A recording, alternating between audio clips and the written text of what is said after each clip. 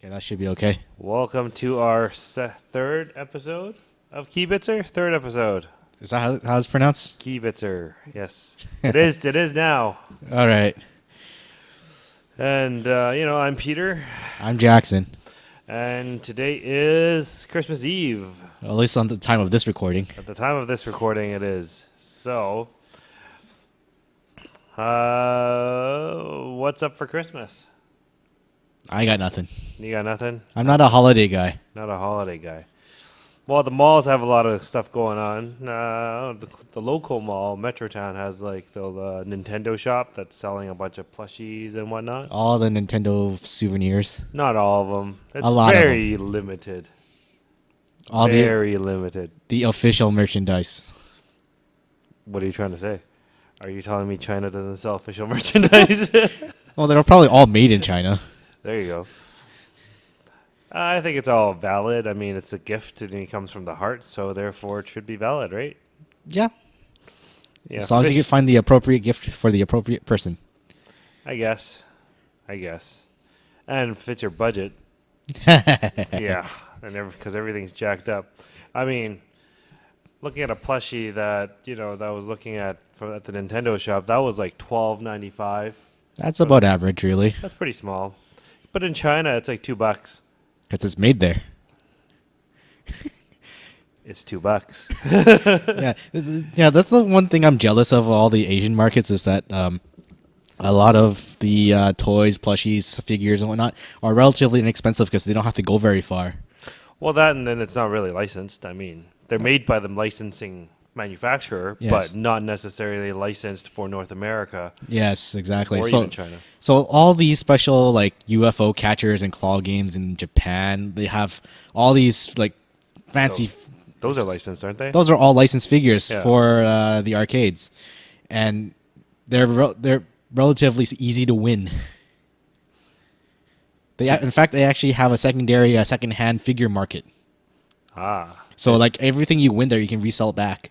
Right, and that goes back to the whole is like what is it like? Kind of like the pawn shop beside the Pachinko parlor. beside the pachinko parlor. There you go. Yeah, Right, which is illegal. That's why we can't do it here because it's gambling to a sense. is if you're winning something. Unless it's a sure win. Mm-hmm. In Taiwan, they have if you lose 10 times, you're guaranteed a prize. It's like one of those carnival games. Right. So you have to play 10 times. If you don't play 10 times, you can win within the 10 times and you can walk away with it. Or you can play 10 times and then you can have the guy walk over and see how many coins you've put in and then you get the prize of choice. Many arcade operators in Japan also function this way as long as they're watching you. Right. So usually in Taiwan, they don't really watch you, but they have a coin counter, which resets after like 30 seconds. Mm-hmm. So you have to have enough coins so it doesn't reset. Ah. Right. And then you have to grab the guy as soon as you think you're going to lose 10 times. Mm-hmm. Right. But it's a bit of money as well, right? I mean, a dollar each time, that's $10, and you're guaranteed a $2 plushie at that point. Okay, I'm going way off the rails off our original main topic, but what do you think about the $5 coin? We have a $5 coin? There were news or rumors or thoughts that Canada might get a $5 coin similar to like the 500 yen. I think we have enough coins. But wouldn't that like help like in the convenience side of things, like machines and other devices would function better with $5 coins? I guess. I mean, how many of you are willing to pay $5 for an arcade game? I mean, if it was like if it gave you multiple credits for $5. Yeah, I could see that. I could see that type of working, but the heaviness of the coin and how its distinctiveness is kind of like the importance here, right? I mean, let's say you're out, Christmas shopping and you want to go withdraw some money, right? But then they're going to give you 10, 20, 50, or $100 bills, usually 10 or 20 now because they don't have $5 coins anymore. Where some machines would give you some, smaller change, and you could, easily tip easier per se. I mean, the whole breakdown of it doesn't seem to be very convenient. I mean, it's easier for like coin operator, Yeah. but not for anybody else, I feel. Also, like for when it comes to like dealing with real people, $5 coins aren't that convenient. Yeah. And it's like, I mean, if you're in the Asian culture and you get like the red pockets and all that type of thing, you know, some people who are really cheap, I'm not saying who's cheap, but people who are cheap, they'll put $5 bills in them. Because it's the smallest bill. In Asian culture, you're not supposed to give a coin. You're not supposed to put coins in those little red envelopes that you get for Chinese New Year's. Right. You're supposed to give, you know, you're supposed to give like bills, and usually green is the way to go, green or red, right? Because red is the whole Chinese New Year thing, right? Yeah, lucky colors. Yeah. I mean, let's go back on topic here. Christmas. Yeah, back to the holidays. We have nothing going on at Christmas. That's why we're doing this show. No, so, you know, let's look at some gifts and whatnot. You know, the malls are really busy and whatnot. I mean, we also have Boxing Day coming up. I mean, let's totally skip Christmas because we got nothing going on for Christmas. And let's go into Boxing Day, you know, Canadian Boxing Day. I mean, anything that you're looking for on Boxing Day? There are no actual fights. Right, it's not. It's like a Black Friday. No, I Which meant is like sales. actual like boxing ring matches. No, there are no boxing rings. Of course not. That's what I thought of when I heard of it for the very first time when I was a kid. It's like, are we going to fight like see Rocky or something? That I did not know Jackson as a kid. This is like way back. Yeah, This is yeah, like when I was like 5. yeah. I didn't watch Rocky when I was a kid, so nah. At the same time, yeah. So the whole Boxing Day thing, kind of like the American Black Friday, where It's- a bunch of stuff goes on sale. Yeah, it's like the day after the major holiday where people go out shopping. Yeah, and if you worked in retail, you know, then you know that the lineup starts at 4 a.m. or even earlier, depending on what it is. More and more so nowadays, like the actual day of like the Boxing Day, like it doesn't even matter anymore since everyone buys things online, and even in actual retailers, they do Boxing Week, so they extend to the beginning of the week. Yeah, but they usually run out of inventory, and they don't put the good stuff on until Boxing Day. 'Cause The door crashers. yeah, the door crashers, right? Even though some of it's no name crap, like like I don't know, like Insignia or something. I have an Insignia TV. Actually, I have a Dynex TV. They're not that bad, but it still has input lag, so it's like not There you go. great with it. Always a complaint. Nah. Hey, I tried playing Street Fighter on it. It was, even though I was hitting my marks, it did not feel good.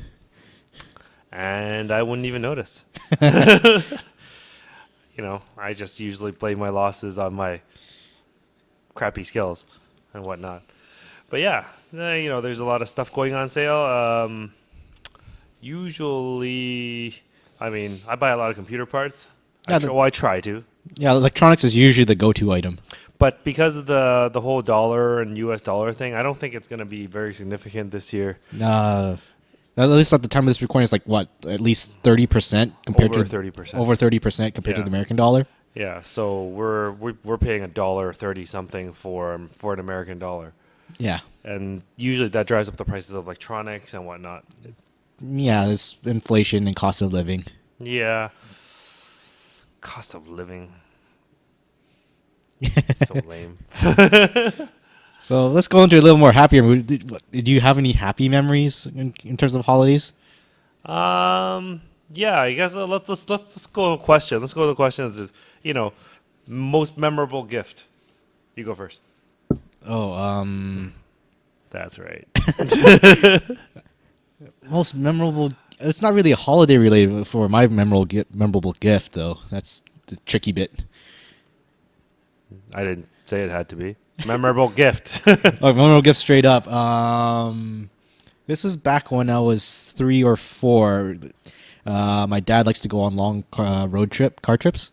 So I was sitting in the back seat, bored out of my mind, like laying down, like trying to sleep or nap or whatever it is. Little did I realize that we were driving out to Coquitlam. Actually, it was Chuck E. Cheese. not Coquitlam. Actually, was Guildford Mall. It's in Surrey. They had a mall back then? Yes, back then the mall is quite old. They renovated several times over, but back then it was kind of like pretty small. What was in the mall? I believe their anchor store was Consumers Distributors. Do you remember Never that heard store? of that. Consumer Distributors was like the early warehouse Costco type of thing for like not groceries. Do not remember it. You have to fill out a little form tag and give it to the guy and wait a while they grab the stuff from the back of the warehouse. Oh, okay. So kind of like, You don't actually pay for anything at a cash register. You fill out everything on a form oh, and they just charge your card like manually back in the day. or something like that. I've never actually did any transactions or witnessed it. All I know is that as a kid, walking around in there is really lame because everything's locked away in displays. And that's how you keep things safe. Yes. Anyways, how I remember this little memory is that this road trip was because my dad went out there to get an NES. Ah, At the time, at that very moment in my life, I knew nothing of video games. I never touched one, never played one. you would have been normal. I would have been normal. But this road trip, bored out of my mind, I got there and I was just like bored, standing looking at jewelry because they're all shiny. Then walked out. Dad gives me a giant black box that is like way bigger than me, which was the NES Duck Hunt pack. Ah, I see. But it was really for him. I know my dad doesn't play video games, Ah, okay. so me being a scared little kid, didn't know what video games are. Never touched the thing for a very long time until my mom brought me over to it. So my mom was the one who introduced me to playing video Mom games. ruined your life. Yeah, Your dad just supplied the finances for that. My mom introduced me to playing Mario Brothers, but I'm not dexterous enough to play Mario Brothers. So the very first game I actually You're learned how. 3 years old. What the hell were you expecting? Yeah. So the very first game I actually played on the NES proficiently was Pinball. 2 buttons. Yay. Yeah, 2 buttons. That was very very simple. Just mash those 2 buttons and stuff happens. Did you win? I played it well enough to save the princess several times over. I do not know which pinball you're talking about. It's the NES Pinball. I think one of Iwata's first games. I think. I see. Yeah, I didn't have that. I could be wrong. Someone's going to correct me. But anyway, that was my first memorable video game related moment that I can remember. That was a gift. Okay. But my first console didn't come at a Christmas thing. Came, I think I got a Sega. That was the first one, the Sega Genesis. So you're a Sega guy. Yeah, of course we kind of wanted Nintendo, but Sega had its thing, Sonic the Hedgehog and all the. So this was the Genesis period. Yeah, well, I was 7 years old when I got it. Ah, So that's like, if we're the same age, then you got your console 3 years earlier. yeah. This is what this is Nintendo's second or third year in the market, roughly. So it was relatively cheap by then. Yeah. Well, we had Sonic or we had Sega and we had Sonic, and I think that was the only game we had for a long time. Next thing we had was like Power Rangers. Ooh. Yeah. Yeah. The Mighty Morphin Power Rangers as the next cartridge, which was kind of boring as well. I don't know. I had Power still have Rangers. I have mine on the Super NES, and I played that game like proficiently. Like I had a set order. Like I always picked a different character for each stage, and those became those character stages. Wow. Yeah, it was just versus battles, and we didn't do too well. I think the biggest thing we had, the biggest effect that I had was mainly from Sonic, which is kind of discontinued now. But They still make Sonic games. yeah, but not to what I expect. And I guess the other most memorable, not video game gift, would be a Proton Pack. The Ghostbusters. The Ghostbusters Proton Pack, the plastic one they had out for 1 year, and weird thing is they came with a little like a foam streamer that came out of the front of the blaster, and I did not know what that was, so I never actually used it. But I thought the Proton Pack was cool. So like it shoots up those little crazy foam thingies. It doesn't shoot out. It's just you just attach it and you just like wave it around. Ah, Yeah. So that was that one, but I never got the ghost trap. So I was kind of always sad about that. every kid wanted a ghost trap. Of course, you want a ghost trap, but you had to have the proton pack first. Yeah. So yeah, that was kind of like one of the most memorable gifts. Yeah, for me. What's your worst gift? It has to be a gift. You can't say you got nothing. Uh, all of it has been blotted from my memory, really. It was so negative that he had blotted it from his memory. Kind of like Judge Dredd and his bad memories. Well, it's if it's a worst gift, I don't remember it. But if I have to remember something, it's not really a worst gift, but it was a knitted vest that my grandma made for me. Yes. It was very itchy. But you had to wear it. Yeah, it kept me warm. That's the good thing. Warm and itchy. Yep. Like a mosquito bite. Yeah, there I had several pictures with it. It's somewhere in my album. I'm sure he'll post it up somewhere. My worst gift was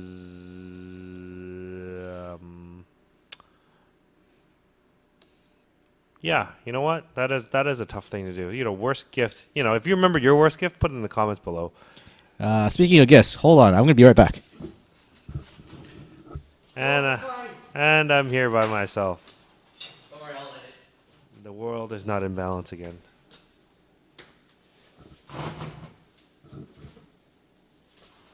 This for you. I don't play this, whatever this is. Betrayal at the House on the Hill. It is a very fancy board game. Apparently. I'm going to read the back part. Take a deep breath before you enter. It might be your last. Your fear will grow with each tile you place as you investigate a house filled with dreadful monsters and deadly secrets. Sounds like all the horror games that you've ever played. Yeah, you venture into a haunted house.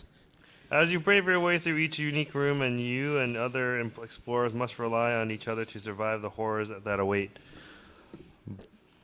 But be aware, the house will turn one of you against the rest, and it will take all your strength and skills to defeat the traitor. There's a traitor? Yep. And escape the betrayal at the house of... I see. 50 fiendish scenarios, including 7 new haunts. Whatever that means. Have you played this before? Yes. Did you win? Depends on which side you're on. Were you the traitor? Once. Did you kill everybody? No, because the scenario was not in my favor. Oh. So the basic premise of this game, Betrayal at the House on the Hill, it is you play as several different roles as adventurers, and you Cast magic missile. not quite. Damn it. But there probably is a scenario where you get to do that. But in any case, the first half of the game, you go around adventuring and finding different areas around the house. So you get these house tiles, which you can place any way you want, and it's all random. So it's like kind of like house cards, and then you draw it. And then you place it wherever you are going. I guess there's a start spot.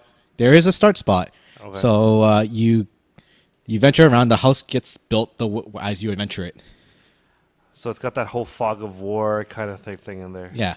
And every room you go into has an event that happens. Either you find something or something happens. Or something kills you. Or the guy might betray you in the room. Wait, does everybody go into the same room? No, you can if you want, but you find new things if you go to unknown rooms.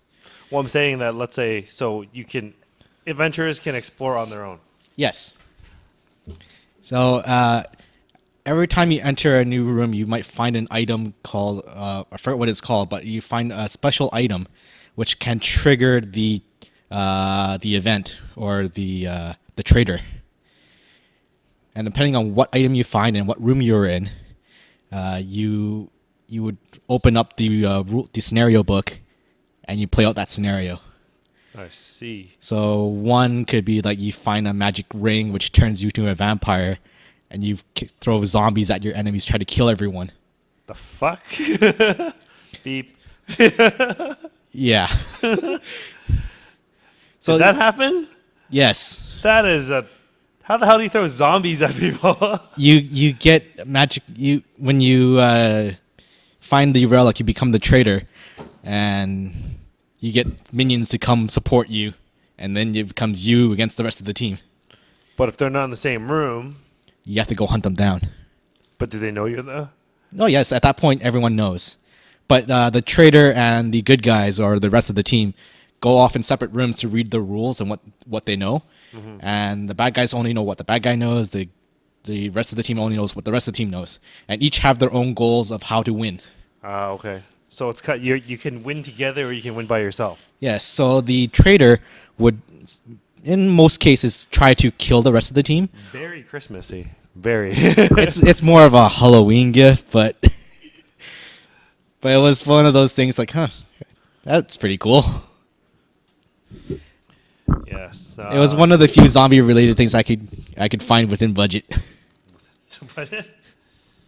The actual zombie gift I wanted to get you was actually like cost 3 times as much I see. because it has like a lot more stuff in it. Is it another board game? Yes. You know, I hardly ever get a chance to even touch my computer now. This will make a great mantelpiece. Yes.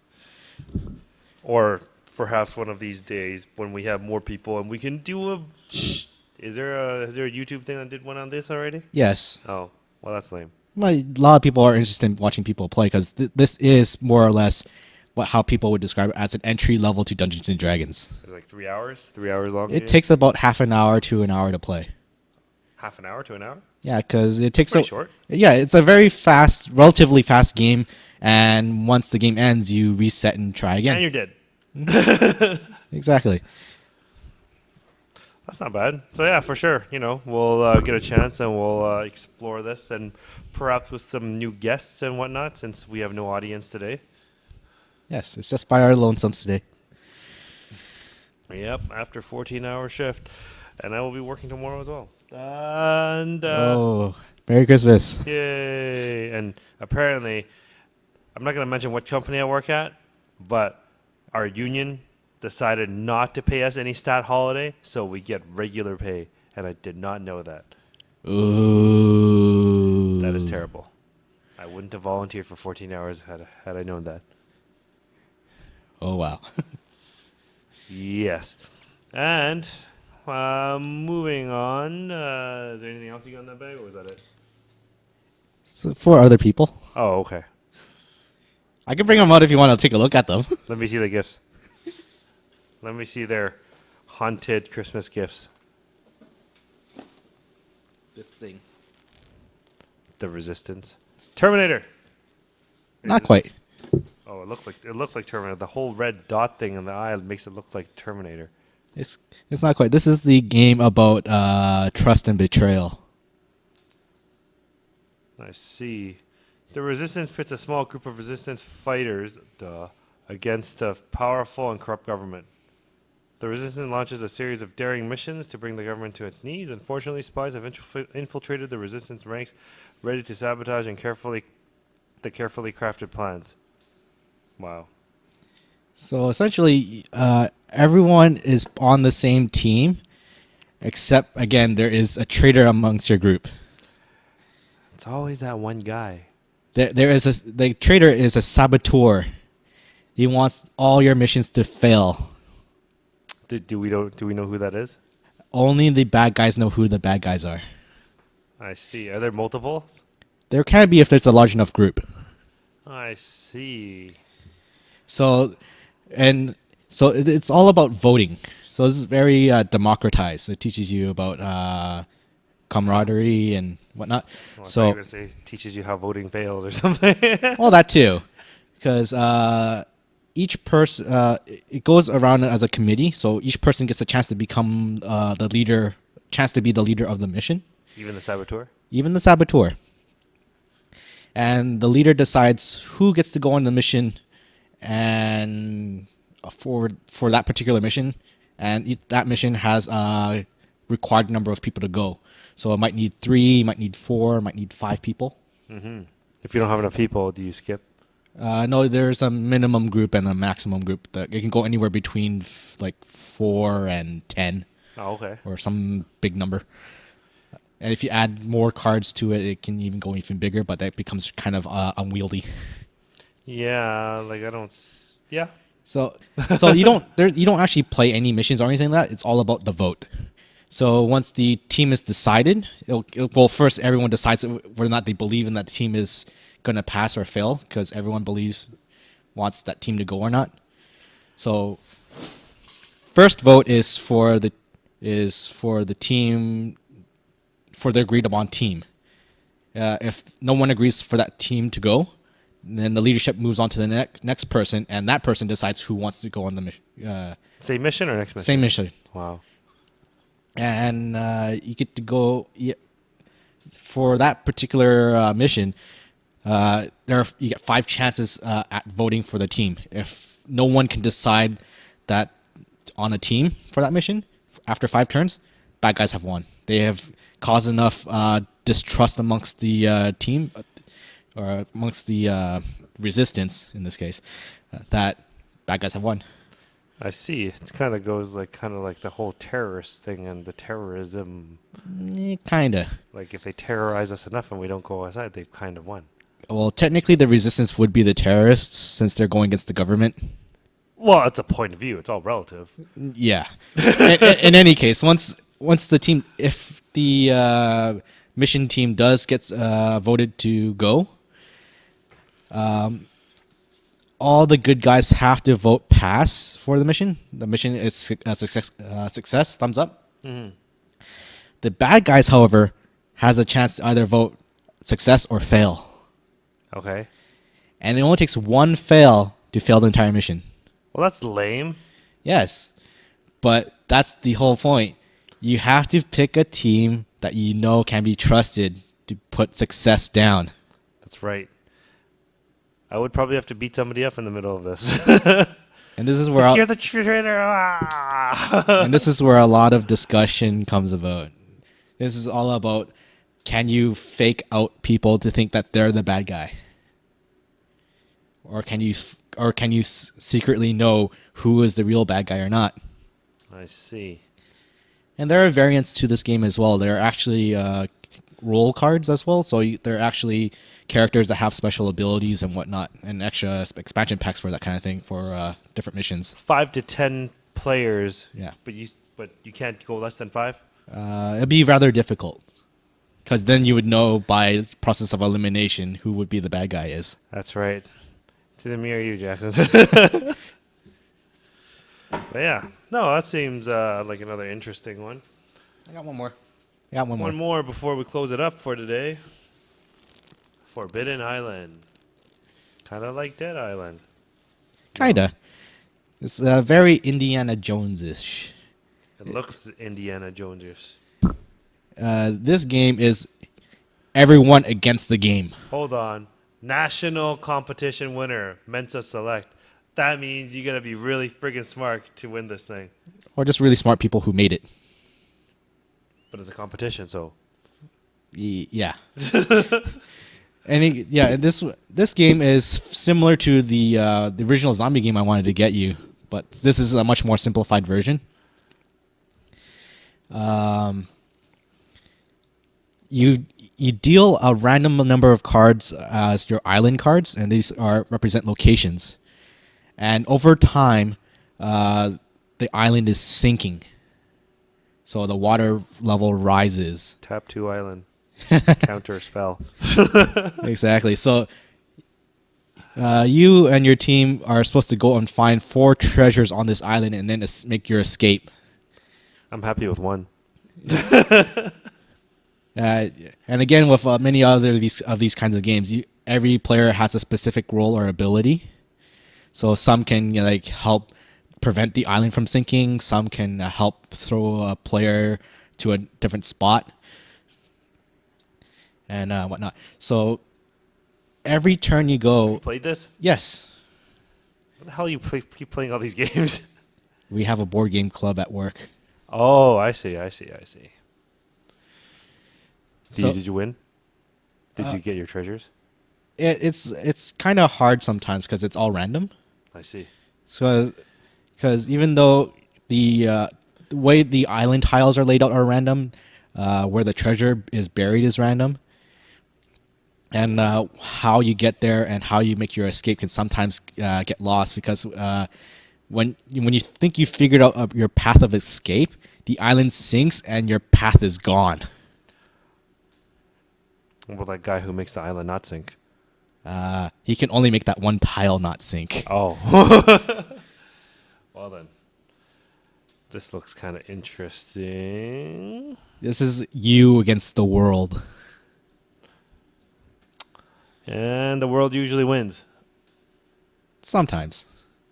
Did you win? Have you won? Once. Out of? 6. There you go. I like those odds already. I'm going to go buy myself a lottery ticket. So yeah, these games are actually quite fun. There are a whole bunch of videos on YouTube and whatnot on how to play these things, and they're quite fun to watch people interact and whatnot.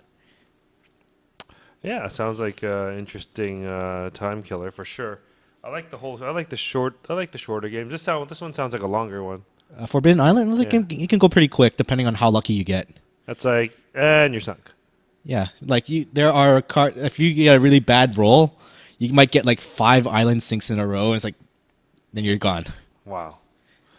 I would have started to leave when the first part of the island started saying, forget that treasure. But yeah, a lot of these games can go by really quick or really slow depending on how well you play with your group. The resistance can go for a while if everyone decides to be a jerk. Be a jerk. Secret identities, deduction, and deception. That's right. Yeah, it's because the bad guys know who everyone is. They can do hand signals or gestures. It's like, hey, I'm going to throw a fail card. Well, that's lame. If I catch somebody doing that, someone's going to get hurt. It will turn physical quite quickly. Know who you play with. Yeah, that's right. The person who knows martial arts. Yeah, my particular favorite is the Betrayal at the House on the Hill. Because there's so many different scenarios in that game. And plus the people have written other scenarios online. Like turning into cat lady and throw cats at each other. I haven't read through all of them because it's kind of spoilery. But yeah, there could be one in there. I know there's one where you become a tentacle monster and you have to connect 2 different rooms in order to power up the core. The core? What core? That's the scenario. What core? Like a nuclear core? Whatever that's haunting the house. Okay, that's great. There's another one where you can become ninjas. Just one person becomes a ninja? The trader becomes a ninja and you control a whole bunch of other ninjas to set traps. Nice.